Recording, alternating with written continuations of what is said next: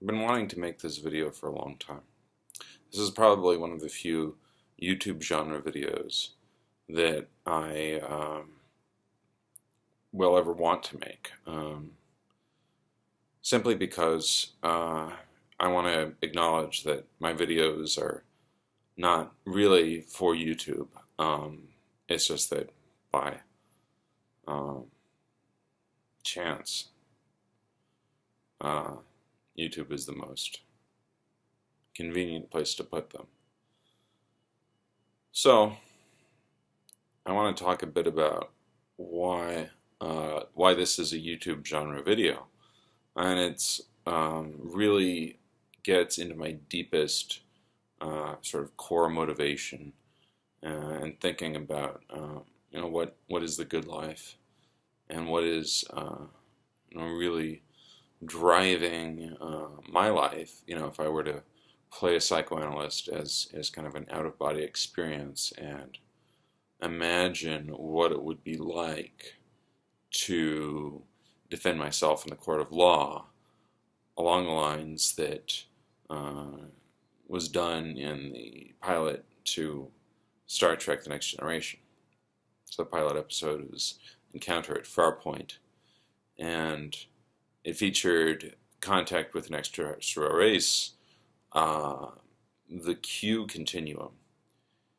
And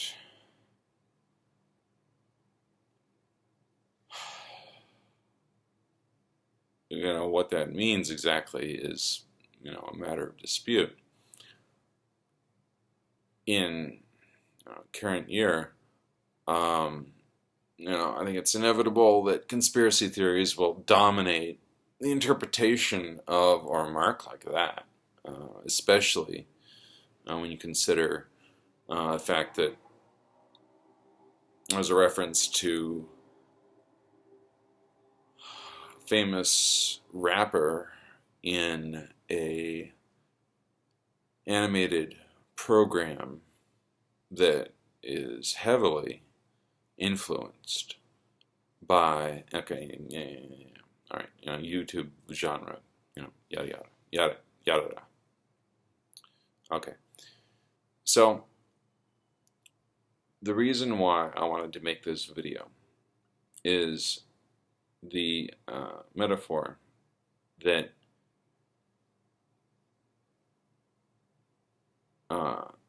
explains, I think, this idea of sort of childlike will to power and what that means. Because it is understood as an experience adults are utterly and totally obligated to overcome. In fact, the entire structure of life is thought to be an overcoming of these primitive urges to gain power over other people, over others, over other people, and over animals, insects, all life, anything that could be any threat at all along any matrix to any person in any society. So it's a very United Nations forward-thinking post-World War II paradigm.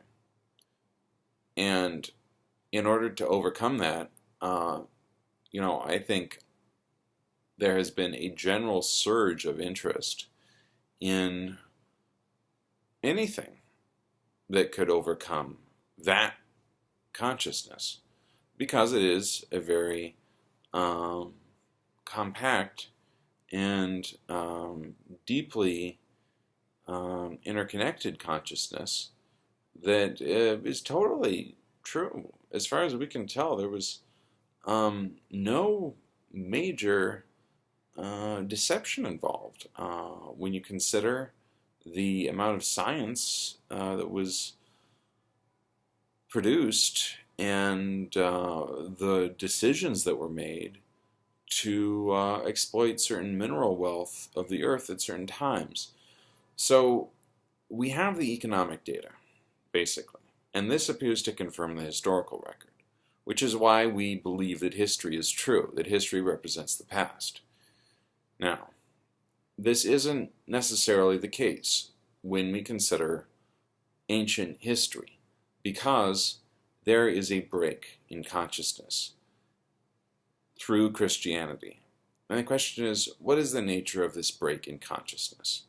There is also a break in consciousness in Buddhism. And what is the nature of this break in consciousness? Okay. So in Jesus Christ and Buddha, you have two individuals who appear to totally dominate the historical record in ways that are incomprehensible. You say, well, why is that? Why is it that these narratives become the foundation for an entirely new set of principles?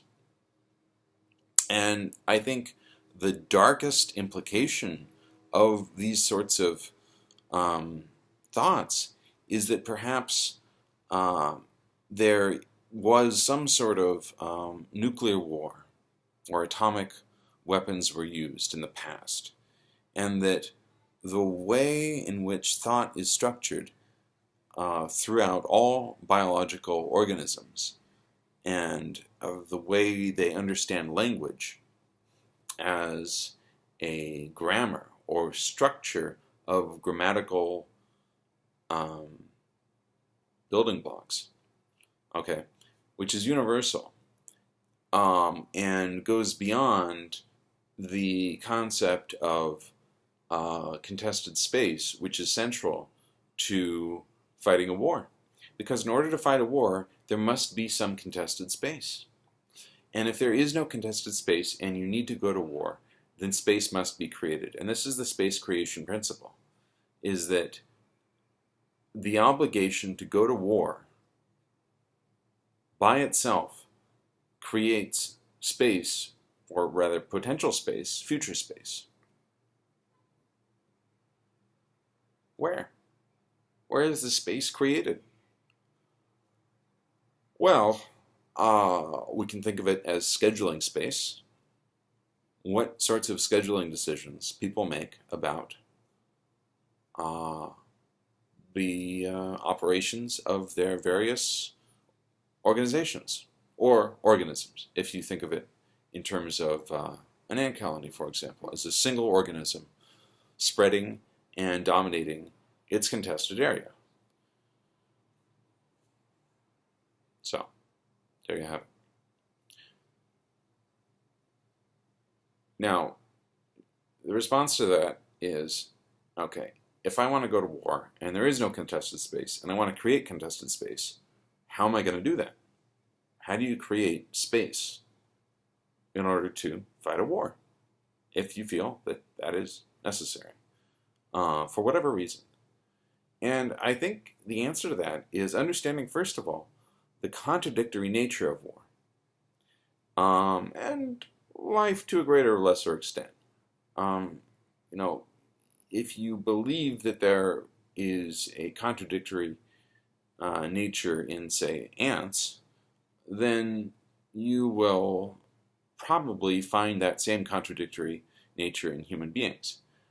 If you do not find it in ants, if you, for some reason, do not find their existence contradictory, then you will not find that contradictory nature in man unless you search for it in other places, like the birds or in other animals, perhaps squirrels, for example, or weasels, or foxes, or cats, or dogs. Animals that we consider lesser, yet still beloved, in a sense, in our culture. Not necessarily other cultures, which may view other forms of life in a way that is connected to their life. Perhaps a biologist who views the content of biological life with the same